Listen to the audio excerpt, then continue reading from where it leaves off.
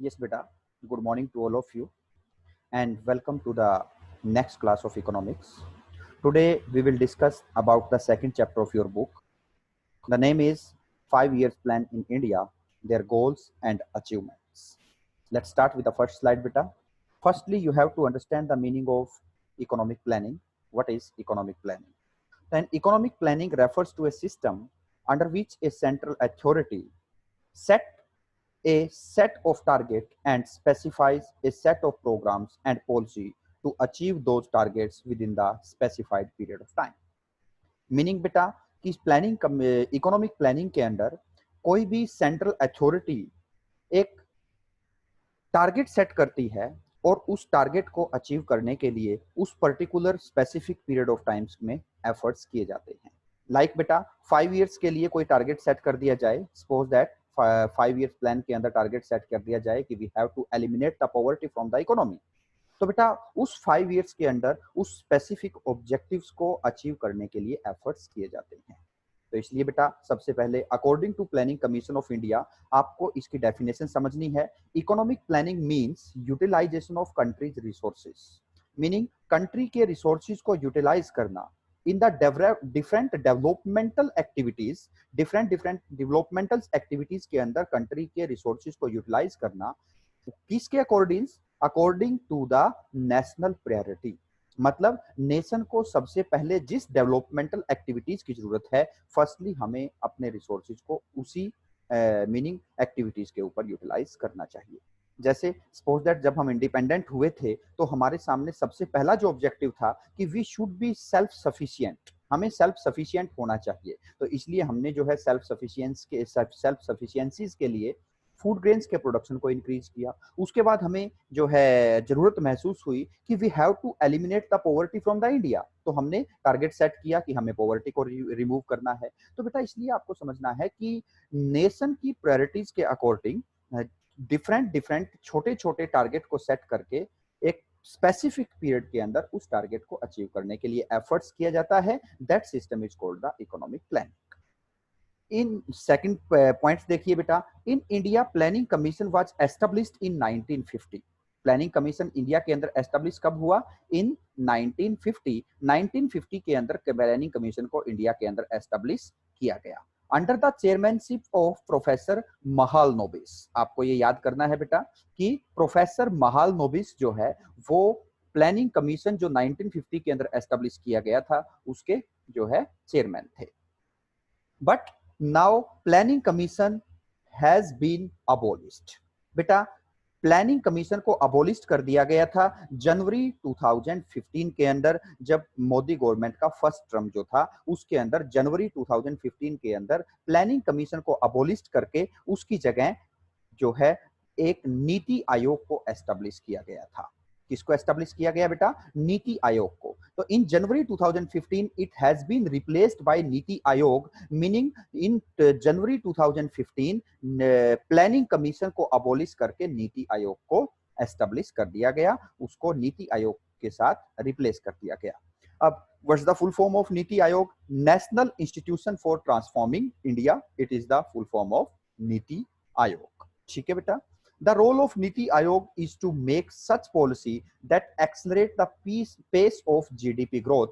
Meaning बेटा कि क्या मेन मोटिव है नीति आयोग का मेन मोटिव जो है जीडीपी ग्रोथ को एक्सलरेट करना है जीडीपी को ज्यादा से ज्यादा ग्रो करना है ओके बेटा नेक्स्ट देखिए need for planning in India हमने जो है 1950 के अंदर प्लानिंग कमीशन को क्यों एस्टेब्लिश किया बेटा फर्स्ट चैप्टर में आपने जो है पढ़ा है कि India inherited from the British backward and stagnant economy Britishers ने हमारी इकोनॉमी को बैकवर्ड बना के छोड़ दिया था और स्टैग्नेंट इकोनॉमी बना के छोड़ दिया था what's the meaning of backward and stagnant economy backward economy इसलिए क्योंकि हमारी इकोनॉमी के अंदर कोई भी इनोवेटिव टेक्नोलॉजी को यूज नहीं किया जाता था हमारा जो एग्रीकल्चरल सेक्टर था वो भी डाउन था हमारा इंडस्ट्रियल सेक्टर भी डाउन था and why stagnant economy stagnant हमने फर्स्ट चैप्टर के अंदर डिस्कस किया था बेटा स्टैग्नेंट मींस जो स्टक है जो रुकी हुई है जिसके अंदर कोई ज्यादा ग्रोथ नहीं है और हमने देखा था बेटा हमारी पर कैपिटा इनकम की ग्रोथ जो है वो इंडिपेंडेंस से पहले कितनी थी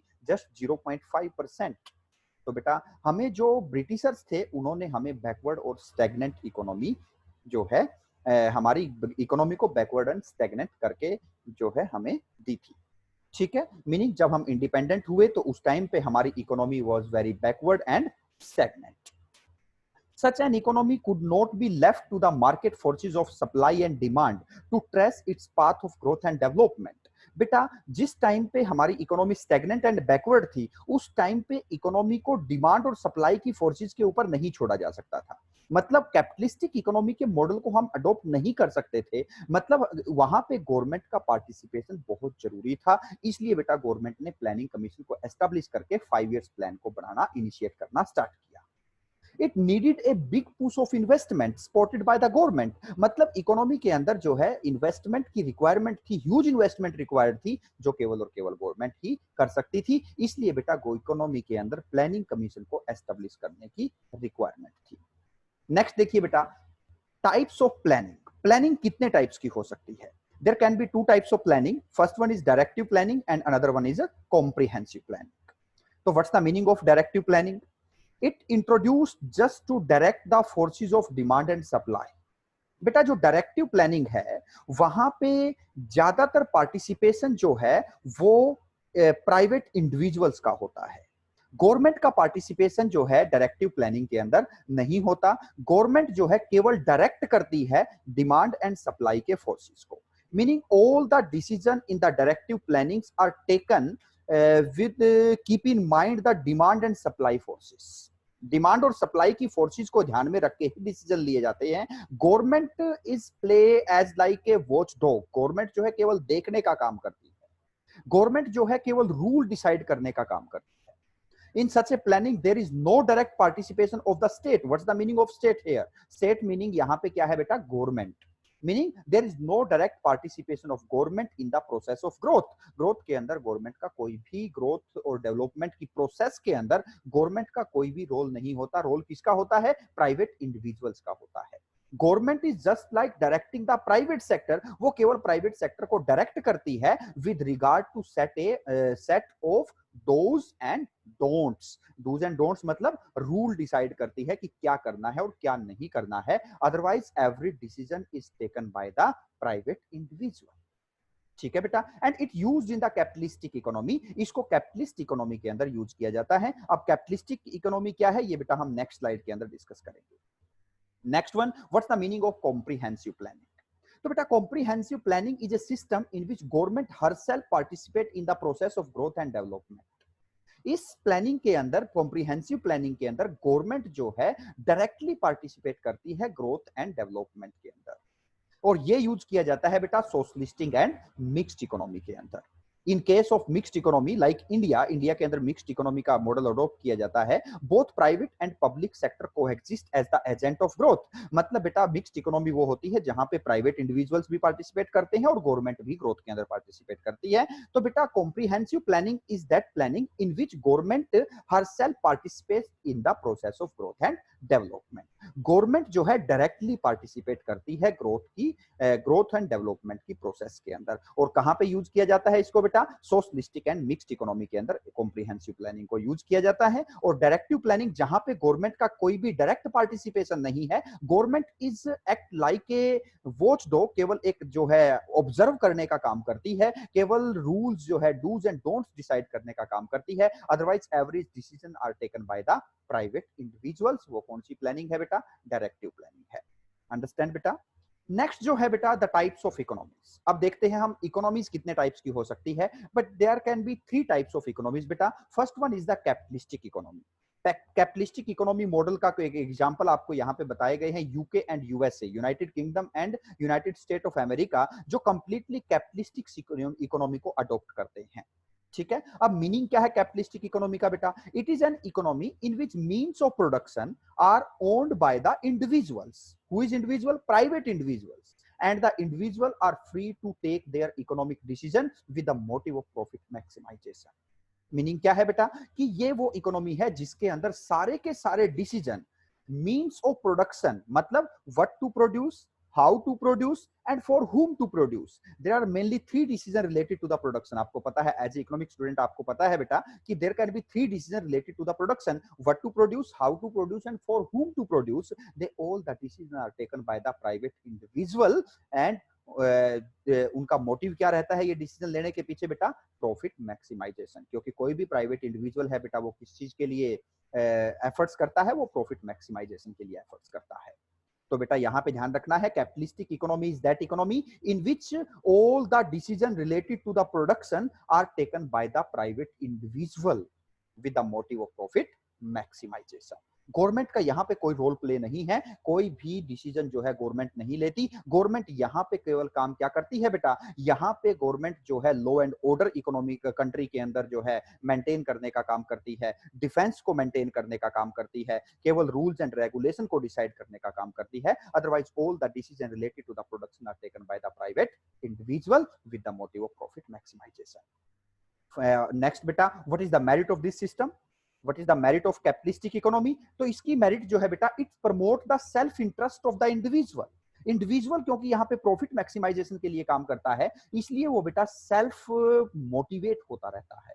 वो ज्यादा से ज्यादा प्रोडक्शन करता है और ज्यादा से ज्यादा प्रोडक्शन से क्या होता है बेटा? तो उसका प्रॉफिट मैक्सिमाइज होता है और प्रॉफिट मैक्सिमाइजेशन से जीडीपी की ग्रोथ जो है वो एक्सलरेट होती है, जीडीपी की ग्रोथ इंक्रीज होती है, जीडीपी ज्यादा ग्रो करती है।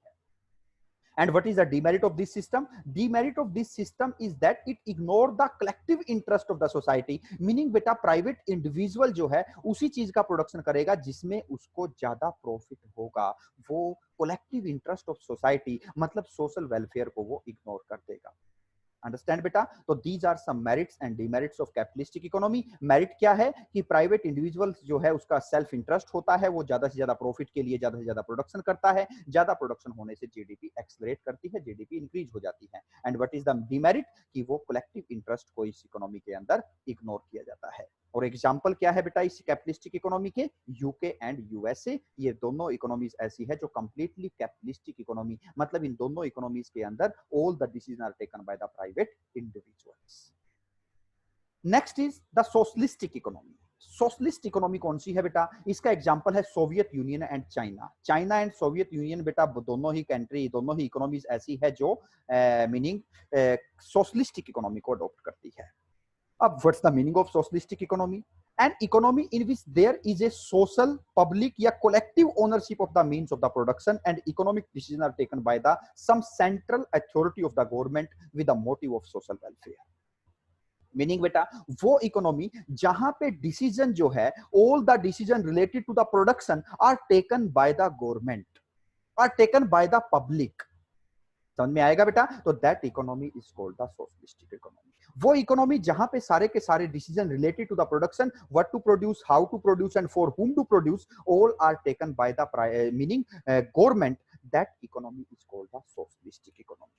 और बेटा आपको पता होगा कि गवर्नमेंट कभी भी प्रॉफिट मैक्सिमाइजेशन के लिए काम नहीं करती। Government also do the production with the purpose of social welfare, with the motive of social justice. समझ में आएगा बेटा? तो यहां पे आपको ध्यान रखना है, वो इकोनॉमी जिसके अंदर प्रोडक्शन के सारे डिसीजन गवर्नमेंट लेती है, that economy is called the socialistic economy. अब बेटा बात करते हैं सोशलिस्टिक इकोनॉमी की मेरिट क्या है। Socialist economy achieve the equality in distribution of income. बेटा सोशलिस्टिक इकोनॉमी के अंदर गवर्नमेंट जो है उस मेथड से प्रोडक्शन करती है जिससे डिस्ट्रीब्यूशन ऑफ इनकम इक्वल रहे, अनइक्वल ना हो। Meaning gulf between haves and haves not, the difference between richer section of the society and the poor section of the society, वो इंक्रीज ना हो, उनके बीच में डिफरेंस ना बढ़े। इसलिए बेटा growth process become the inclusive. Growth process जो होती है वो इंक्लूसिव होती है। What's the meaning of inclusive? Inclusive का मीनिंग होता है बेटा वो ग्रोथ जिसके अंदर सबका पार्टिसिपेशन होता है, that is called the growth process is inclusive. Understand बेटा? तो that is two main merits of socialistic economy. First one is distribution of income equal होता है, second one is growth process inclusive होती है, मतलब growth के अंदर सबका पार्टिसिपेशन होता है।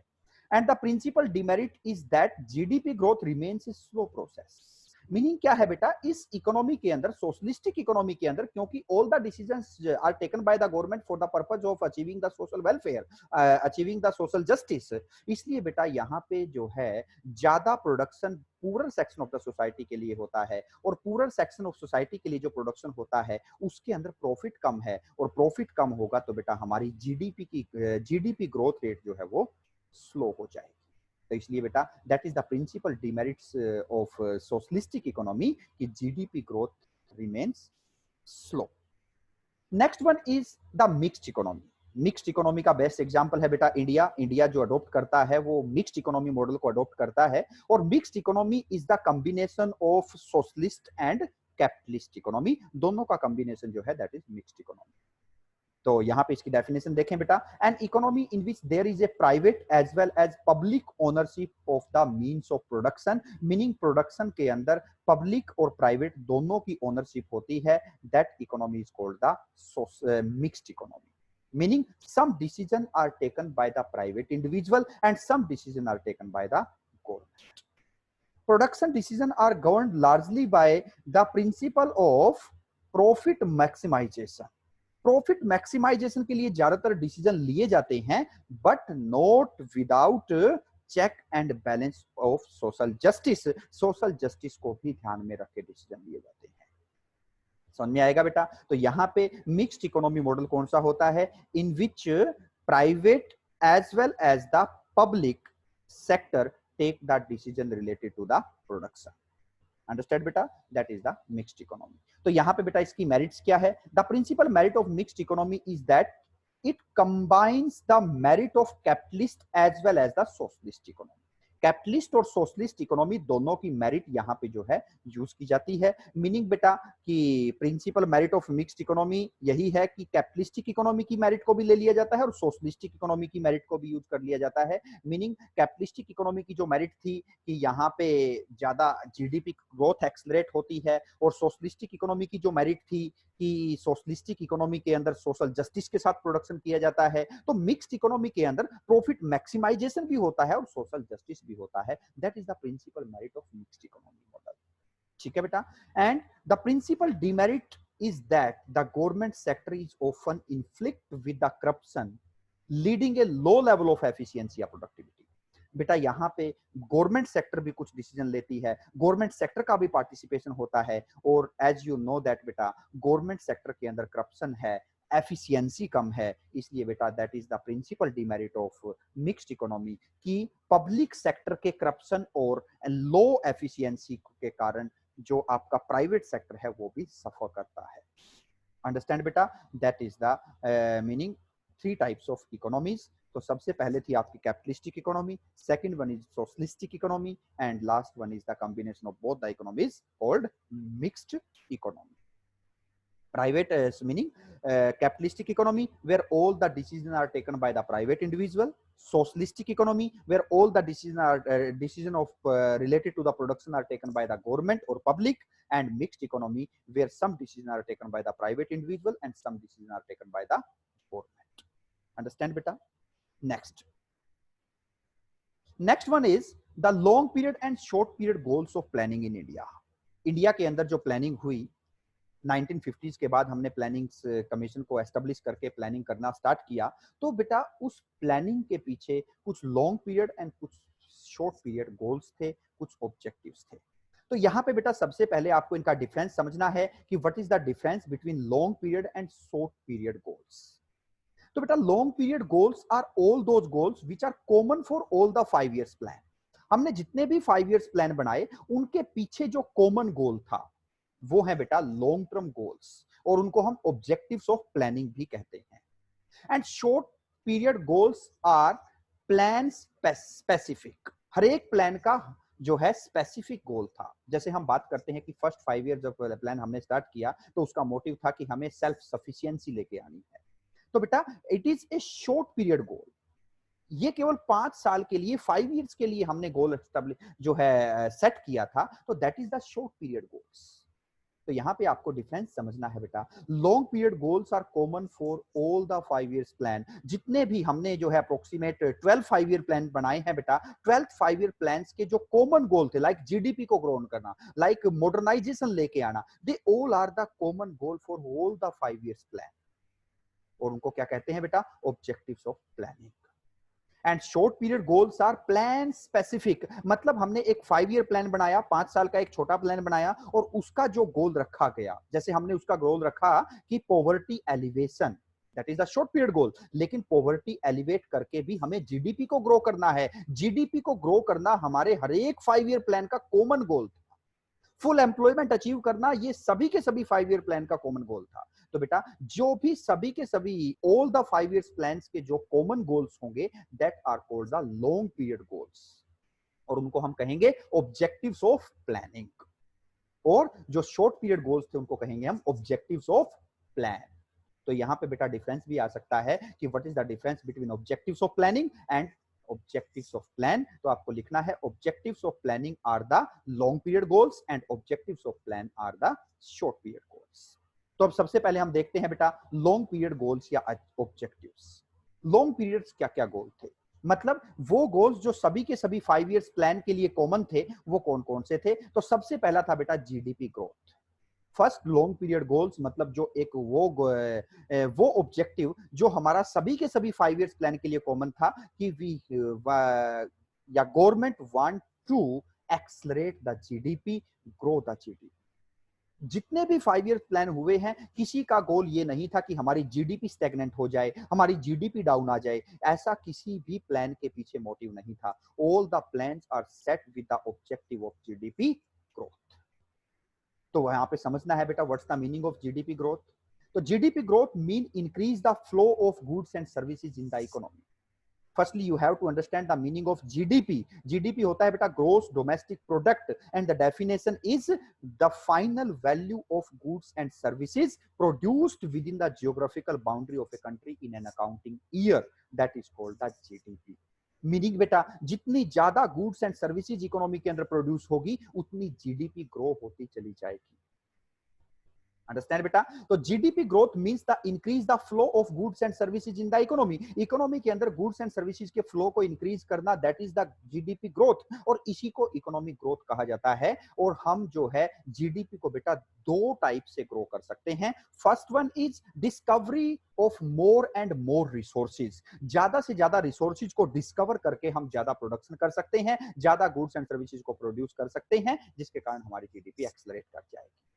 दूसरा इनोवेटिव टेक्नोलॉजी। नई टेक्नोलॉजी को, इनोवेटिव टेक्नोलॉजी को यूज करके हम क्या कर सकते हैं बेटा? ज्यादा से ज्यादा प्रोडक्शन कर सकते हैं, और ज्यादा से ज्यादा प्रोडक्शन होगा तो क्या होगा बेटा? हमारी जीडीपी ग्रो होती चली जाएगी। तो फर्स्ट 5 ईयर प्लान जो है, फर्स्ट लॉन्ग टर्म ऑब्जेक्टिव क्या था हमारा 5 ईयर प्लान का?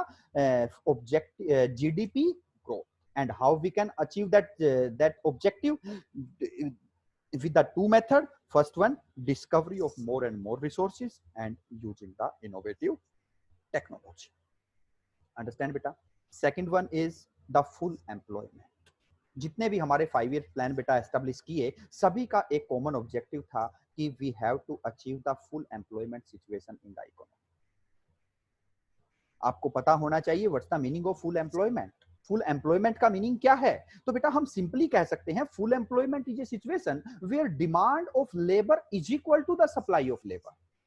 मतलब इकोनॉमी के अंदर जितनी लेबर अवेलेबल है, अगर उन सबको वर्क मिलता है तो that is called the full employment. यहां पे बेटा आपको जो है एक सिचुएशन और समझनी है कि फुल एम्प्लॉयमेंट जो है वो सिचुएशन, उसके अंदर वॉलेंटरली अनएम्प्लॉयमेंट भी हो सकता है और इनवॉलेंटरली अनएम्प्लॉयमेंट भी हो सकता है। कई बार जो है एक एम्प्लॉय जो है वो वॉलेंटरली अनएम्प्लॉयड होता है, मीनिंग एट ए एग्जिस्टिंग वेज रेट एक एम्प्लॉय काम करना ही नहीं चाहता, तो उसको अगर काम अवेलेबल भी है तो वो काम करेगा नहीं, तो we can not say that he is a unemployed. हम उसको अनएम्प्लॉयड नहीं करेंगे।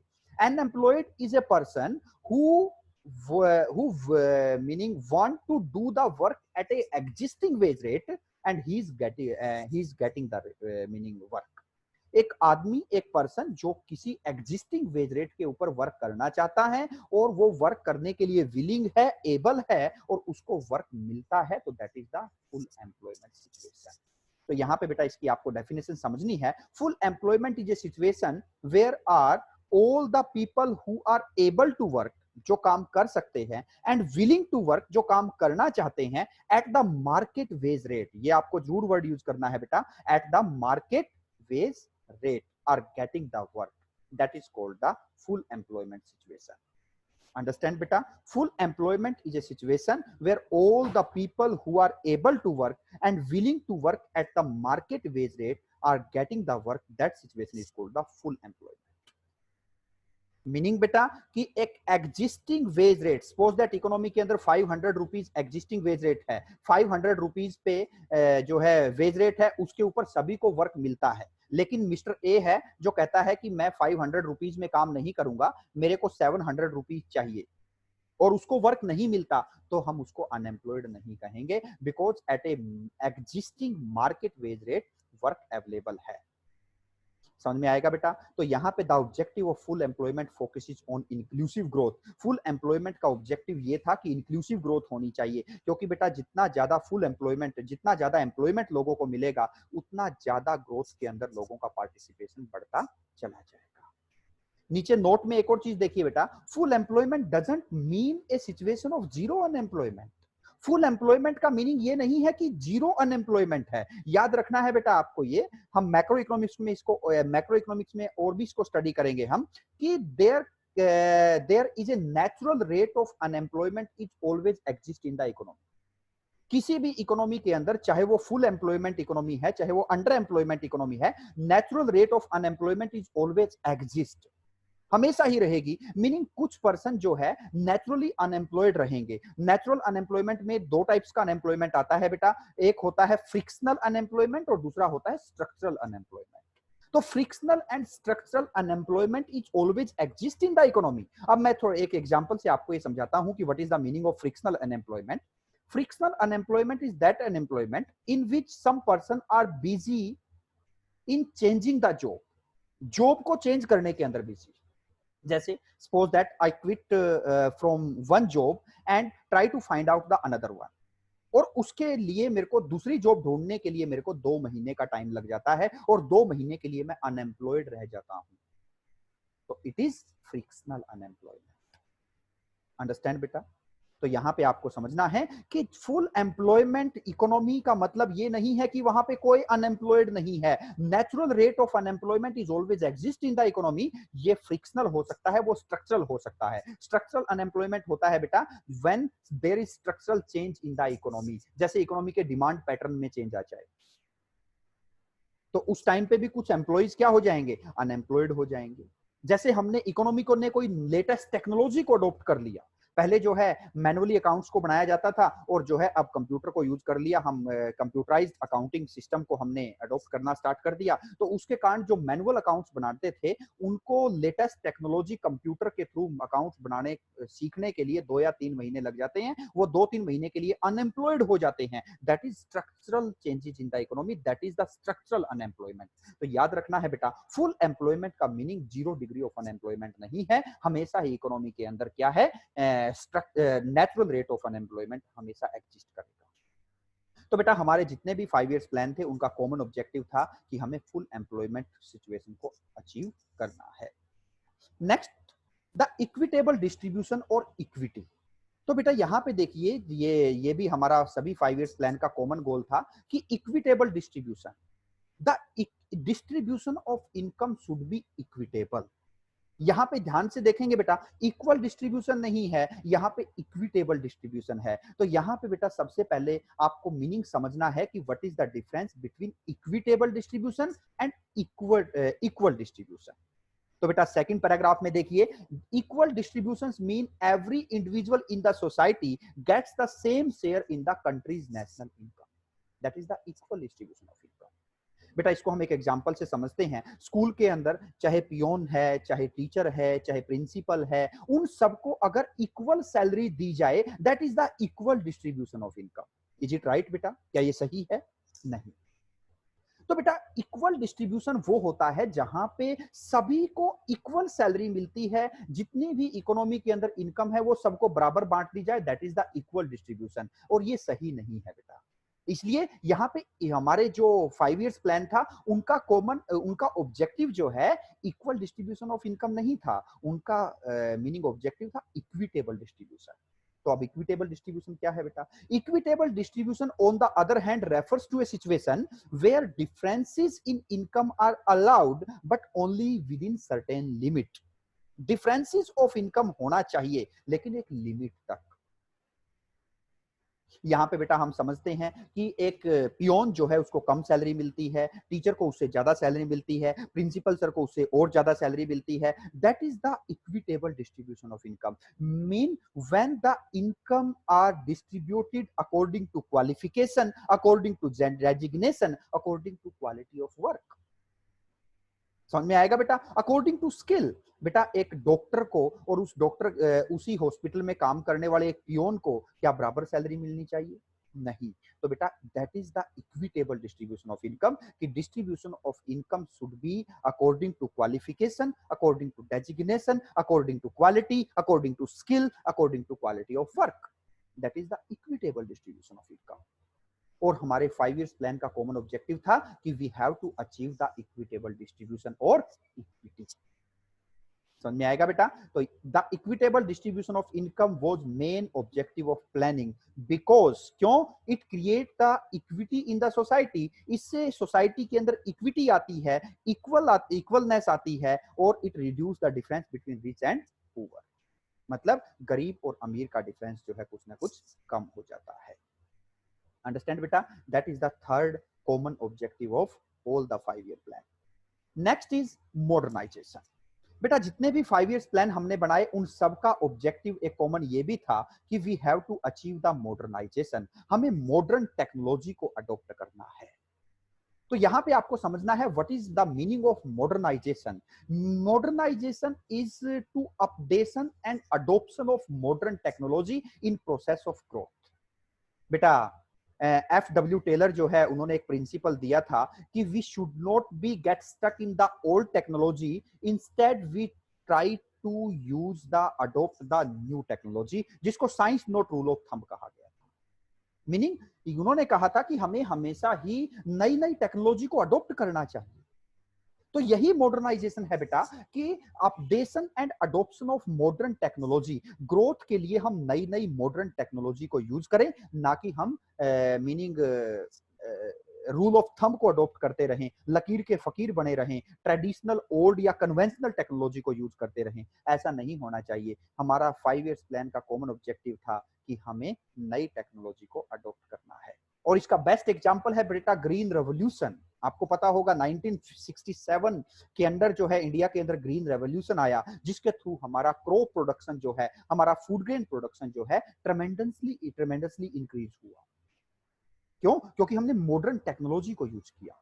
इसी तरह से BPO, बिजनेस प्रोसेस आउटसोर्सिंग, जिसके थ्रू बेटा हम बिजनेस के अंदर कुछ कुछ एक्टिविटीज जो है आउटसाइड द बिजनेस अडॉप्ट कर लेते हैं। जैसे हमारा बिजनेस है लैपटॉप बनाने का और हम उसकी एडवर्टाइजमेंट के लिए किसी अनदर कंपनी की हेल्प ले लेते हैं। तो that is the BPO, business process outsourcing. That is also a latest technology. समझ में आएगा बेटा? तो यहाँ पे आपको ध्यान रखना है कि हमने कॉमन जो हमारा 5 इयर्स प्लान का एक कॉमन ऑब्जेक्टिव था मॉडर्नाइजेशन, कि हमें नई टेक्नोलॉजी को, मॉडर्न टेक्नोलॉजी को अडॉप्ट करना है। At the last is self sufficiency. बेटा जब हम इंडिपेंडेंट हुए 1947 के अंदर, उस टाइम पे हमारी कंट्री के अंदर फूड ग्रेन्स की अवेलेबिलिटी बहुत कम थी। हम जो है अपनी जो हमारी पॉपुलेशन थी उसके लिए भी फूड ग्रेन्स अवेलेबल नहीं था। इसलिए बेटा हमारे 5 इयर्स प्लान का एक ऑब्जेक्टिव था सेल्फ सफिशिएंसी। तो बेटा ये what's the meaning of self sufficiency? All the country should be able to provide essential goods, specially food grains. Food grains हमारे पास खुद का होना चाहिए। हमें जो है ऐसा नहीं है व्हीट और राइस जो है, चावल गेहूं हमें बाहर से खरीदने पड़े, ऐसा नहीं होना चाहिए। कि हमें self sufficiency mean the country should be able to provide essential goods, mainly food grains, without the help of other. और बेटा यहां पे एक एग्जांपल भी आप समझेंगे कि it is necessary for the developing country like India to achieve the self sufficiency in food grains production. Developing country के लिए सेल्फ सफिशिएंट होना बहुत जरूरी है, otherwise these country has to yield to food exporting country, जिससे वो food को import करते हैं। जैसे हम जो है इंडिपेंडेंस के टाइम पे बेटा यूएसए से फूड को इंपोर्ट करते थे, ठीक है। तो यहां पे समझिए बेटा कि कई बार जो है जब हम सेल्फ सफिशिएंट नहीं है तो हमें जो जिस कंट्री से हम इंपोर्ट करते हैं फूड ग्रेन्स को, उसकी बात हमें फोर्सफुली माननी पड़ती है। इसका एग्जांपल देखिए बेटा, India was force to end war with Pakistan in 1965 for the favour of food grain supplies from USA. USA के कहने पे हमें पाकिस्तान के साथ 1965 के अंदर लड़ाई जो है बंद करनी पड़ी थी, जबकि हम जीतने वाले थे। यूएसए ने कहा कि अगर आप जो है पाकिस्तान के साथ वॉर को स्टॉप नहीं करेंगे, वॉर लड़ाई को बंद नहीं करेंगे, तो क्या होगा, हम आपको फूड ग्रेन्स देना बंद कर देंगे, आपका देश भूखा मर जाएगा। तो इसलिए बेटा अगर हम सेल्फ सफिशिएंट होते तो हमें यूएसए की बात मानने की जरूरत नहीं थी।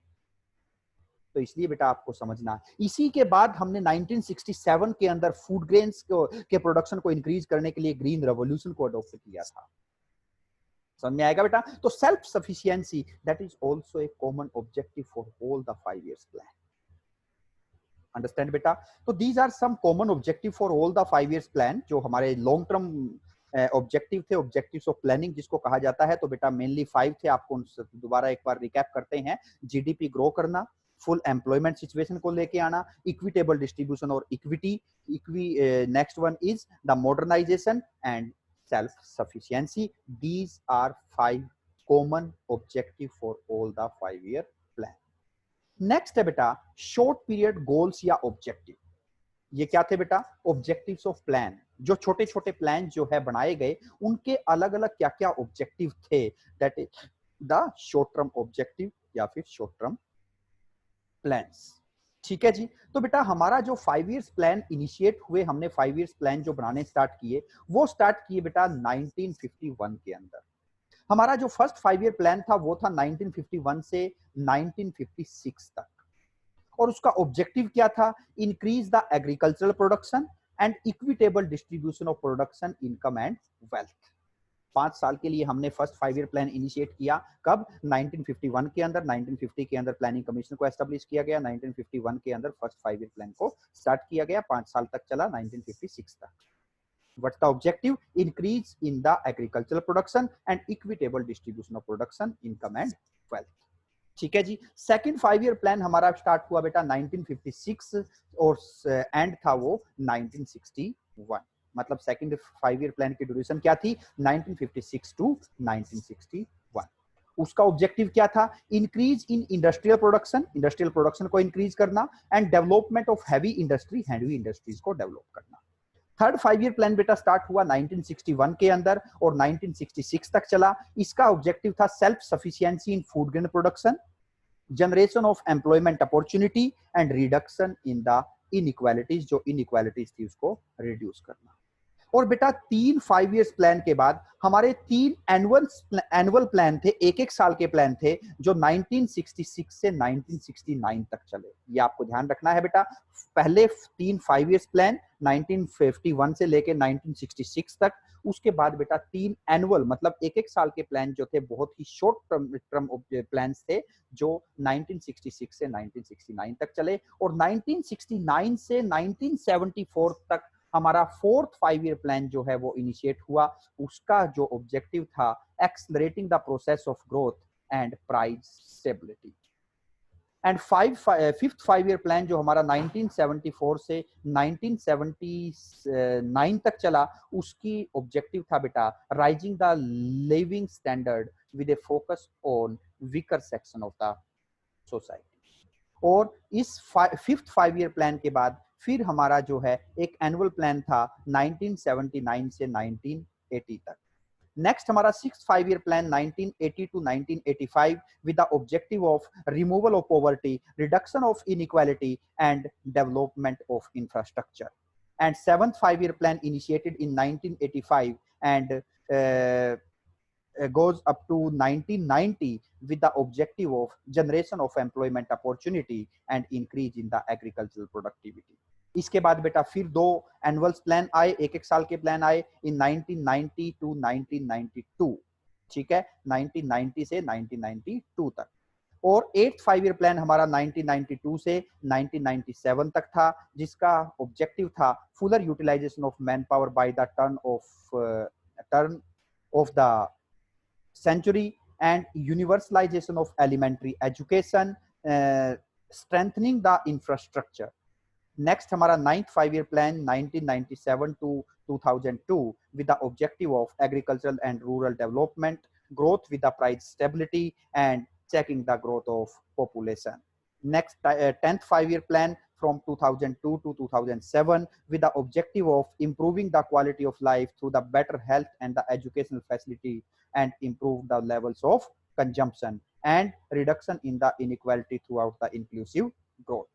Next 11th 5 years plan from 1st April 2007 to 2012 with the objective of multiple target covering not only growth but also poverty reduction, improving quality of education and public health services, strategy of second green revolution, generating the high quality of job and protection of environment. और बेटा हमारा 12th and last 5 year plan जो 2012 से 2017 तक था, faster sustainable and more inclusive growth, that was the objective of our last 5 year plan. And as you know that बेटा 2015 के अंदर प्लानिंग कमीशन को एस्टेब्लिश करके नीति आयोग को एस्टेब्लिश किया गया और उसके बाद से 5 ईयर प्लान बनाने बंद कर दिए गए। तो these are some short period goals and objective जो सभी के सभी 5 ईयर्स प्लान के अलग अलग ऑब्जेक्टिव्स थे। तो बेटा ये आप सभी को याद करने हैं।